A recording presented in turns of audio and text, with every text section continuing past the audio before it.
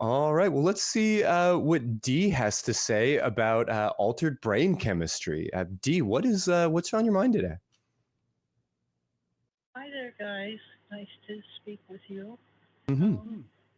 Yeah, my thought comes from an experience that I had as a child, and a short take on YouTube where a psychiatrist was talking about, how cortisol will set up the fight or flight Mm-hmm. response, and if you're in a situation of parental abuse and you're too little to either fight or flight, you go into freeze. Mm-hmm. And your whole brain chemistry just kind of cascades down into one tight ball of trauma. And I had an experience like that, and I kind of wanted to talk to you guys about that, because I have been thinking for a while that, we don't, well, we understand more about the brain than, biblical times did, and the chemistry in that. I'm wondering if we can experience spiritual things as a result of certain chemical status of your brain. I don't know if I'm saying this right. Does that make sense? No. Yeah, I mean, so everything that you're describing about trauma and some of these other ideas broadly tracks, and you're right on point. And I would certainly say that, yes, like some spiritual experiences are due to the like the neurochemicals in our brain and all of these kinds of things. But then again, so is literally everything else. If you are looking at a puppy and it makes you smile, if you are looking at a cloud and you see a face, if you are just watching TV or doing your taxes, all of your feelings, all of your sensations are really just appearances in consciousness that are moderated by all of these different neurotransmitters that exist inside of your brain. So when we start to see sort of weird experiences, when we start to see things that maybe don't comport with reality, then yeah, we start to look at, well, is there some form of trauma? Is there something that is maybe out of balance? Is there a overactive or underactive neurological pathway that is causing this to sort of throw things amok? But I think it's really important to recognize that sometimes these things don't work, quote unquote, correctly, but everything that we ever experience ever is just these things working. Every feeling you've ever had, every sight or sound, every sensation, all of it is really just an appearance in consciousness that is moderated by these same neurotransmitters, these same chemicals that we're talking about here. Okay. And I know I was part of a charismatic congregation for several years. Heard. And of course, being filled with the Holy Spirit, speaking in tongues, being slain in the Spirit, blah, blah, blah, all of that. I know that the church experience is actually built to take one to psychologically more susceptible to, being emotionally open, and that. My experience with that, like I said, I had a really negative childhood experience as a result of trauma. I don't know if you want me to tell you about that or not. But in all of my time in that charismatic church, I was one of the ones that faked it to fit in. Okay. Sure, I hear that. It's understandable. I wanted to go down a certain route with this, because the original thought was, can someone come to a quote unquote spiritual experience through, be it drugs or trauma or some kind of alteration of their neurochemical state. Is that what you're getting at? Yes. Okay, cool. Right. I just want to make sure that we're clear on terms here. Firstly, a spiritual experience. I need to know more about what that would be. Is that an experience that cannot occur conceivably within the experiencer's experience of the natural world? It's something outside their common experience of the natural world. Okay. Well, that sounds about right. Okay. I was in the middle of an abuse event, I guess you'd call it. Mm-hmm. It was very intense.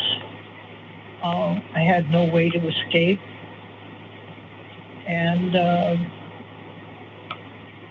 I had a vision of Jesus.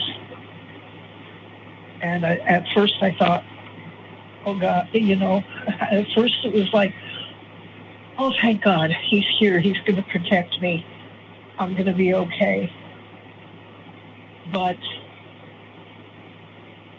all I got was this soul-crushing sense of disappointment. And there was no help. There was no redemption. Mm-hmm. And when I came out of that vision, my mother was trying to haul me up off my knees and shouting, are you okay? Are you okay? And that's been with me for 60 years now. As it would be. And so you've gone into a lot of detail, and we appreciate you for being brave to do so. As the reasons why the trauma exists, and that you felt that you had what could have been construed as experience with Jesus, but it was very disappointing because no help was forthcoming. So, do you want the spiritual to be true? I'm kind of in transition. Right now, I'm very Buddhist in my leanings. I've spent a lot of time in the pagan community. And what I would say here, man, just let me get this out. You shouldn't want anything to be true.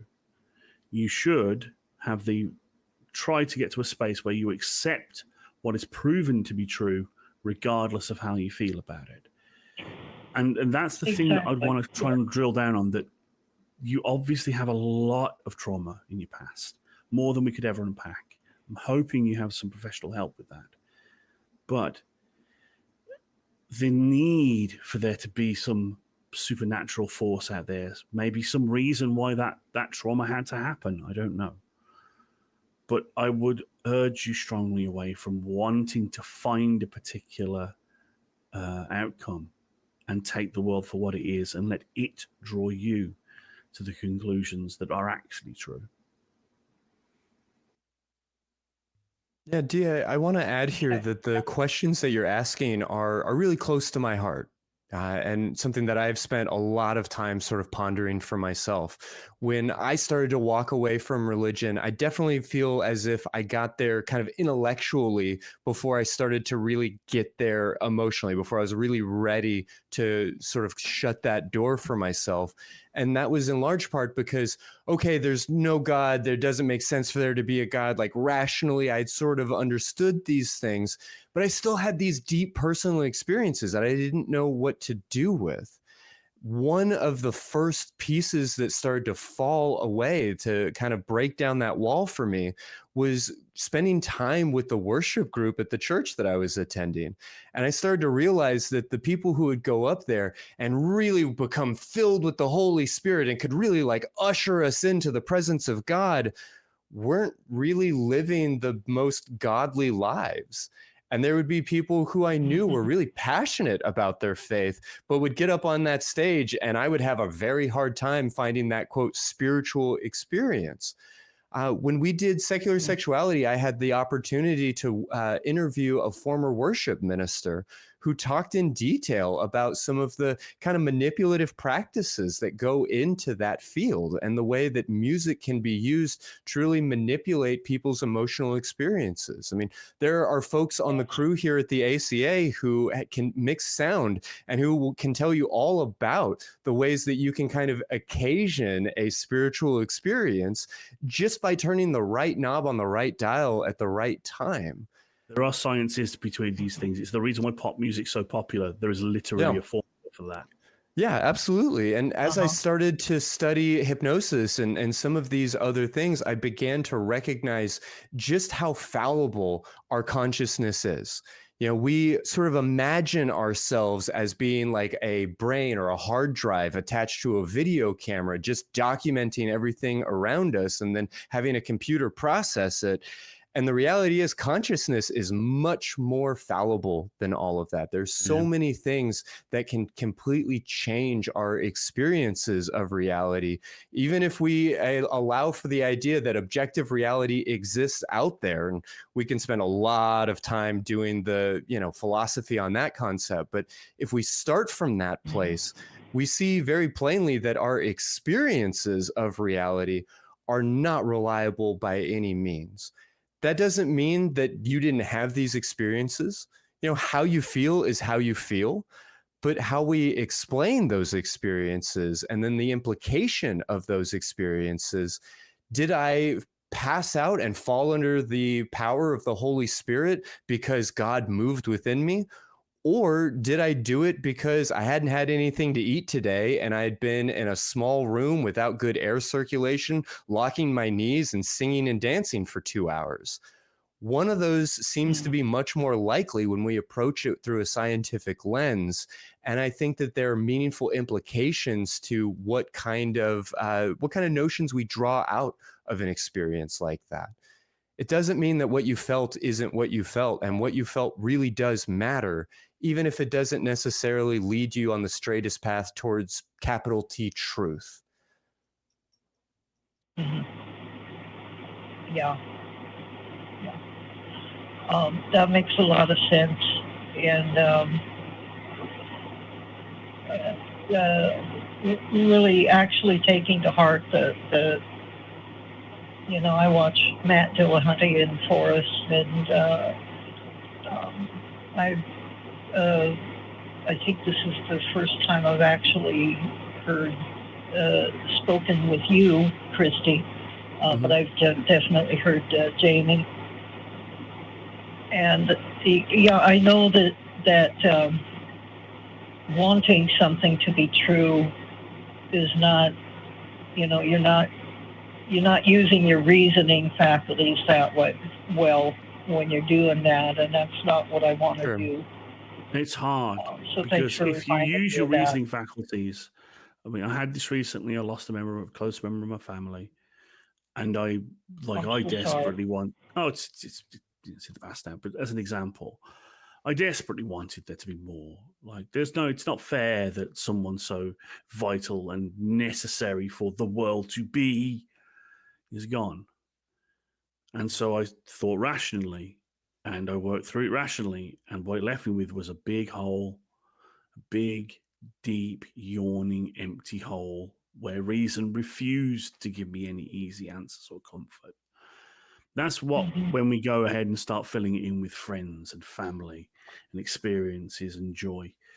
And because I don't believe there is anything beyond the end of my life, all of those experiences, all of that joy comes from here, from now. So that's what I'd encourage you to do. Let go the promise of an afterlife. Embrace the now. It's awesome.